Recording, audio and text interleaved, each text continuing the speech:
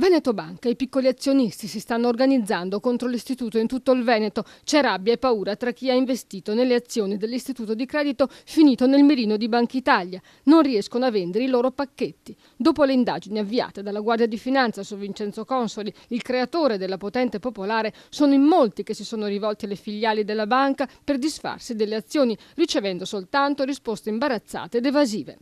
Per questo a Padova la Di Consum si è dichiarata pronta a tutelare gli azionisti. A Treviso si è poi costituita un'associazione di piccoli azionisti e nel veneziano e in particolare nel San Donatese è pronta una class action contro la banca. Sono in molti ad aver chiesto il rimborso e a non aver visto un euro e alcuni con pacchetti di 50 o 100.000 euro si sono rivolti ad un legale come l'avvocato Angelo Lorenzon. Intanto Vincenzo Consoli si difende e parla di un complotto ai danni della banca di Montebelluna. Consoli, secondo i dietrologi, si sarebbe messo contro i poteri forti, avrebbe appoggiato la scalata dei veneti alla compagnia di assicurazione fondiaria SAI nel 2012, ostacolando le mire di Mediobanca, che invece voleva regalare la compagnia di Ligresti a quella rossa Unipol, alle prese con un buco di quasi 3 miliardi. Tutti i protagonisti veneti di quell'operazione sono stati indagati o arrestati, incluso Consoli, su cui si sta accanendo la Banca d'Italia.